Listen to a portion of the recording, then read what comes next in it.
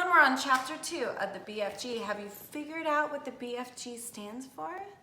I want you to remember what has happened in chapter 1. This chapter is called Who? It wasn't a human. It couldn't be. It was 4 times as tall as the tallest man. It was so tall, its head was higher than the upstairs windows of the houses. Sophie opened her mouth to scream, but no sound came out. Her throat, like her whole body, was frozen in fright. This was the witching hour, all right. The tall black figure was coming her way. It was keeping very close to the houses across the street, hiding in the shadowy places where there was no moonlight. On and on it came, nearer and nearer. It was moving up in spurts. It would stop, then it would move on, then it would stop again. But what on earth was it doing? Aha! Sophie could see now what it was up to. It was stopping in front of each house. It would stop and peer into the upstairs window of each house. It actually had to bend down to peer into the upstairs windows. That's how tall it was. It would stop and peer in. Then it would slide on to the next house and stop again and peer in, and so on all along the street. It was much closer now, and Sophie could see it more clearly. Looking at it carefully, she decided it had to be some kind of person. Obviously, it was not a human, but it was definitely a person. A giant person, perhaps.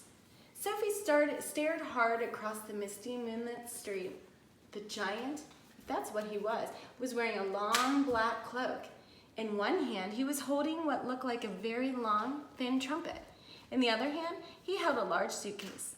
The giant had stopped now right in front of Mr. and Mrs. Gucci's house. The Gucci's had a green grocer shop in the middle of High Street, and the family lived above the shop. The 2 Gucci children slept in the upstairs room. Sophie knew that.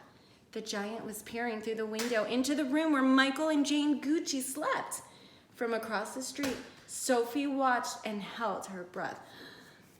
She saw the giant step back and pace and put the suitcase down on the pavement. He bent over and opened the suitcase.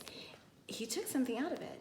It looked like a glass jar, one of those square ones with a screw top. He unscrewed the top of the jar and poured whatever it was into the end of the long trumpet thing. Sophie watched, trembling.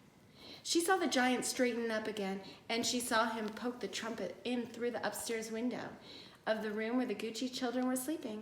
She saw the giant take a deep breath and he blew through the trumpets.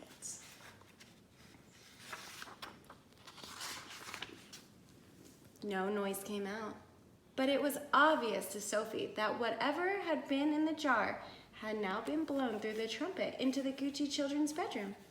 What could it be? As the giant withdrew the trumpet from the window, he bent down to pick up the suitcase. He happened to turn his head and glance across the street. In the moonlight, Sophie caught a glimpse of the enormous, long, pale, wrinkly face with the most enormous ears. The nose was as sharp as a knife, and above the nose, there were 2 bright, flashing eyes, and the eyes were staring straight at Sophie. There was a fierce and devilish look about them. Sophie gave a yelp and pulled back from the window. She flew across the dormitory and jumped into her bed and hid under the blanket. And there she crouched, still as a mouse and tingling all over. I wonder what's going to happen. Next chapter is called The Snatch. We'll continue tomorrow. Bye.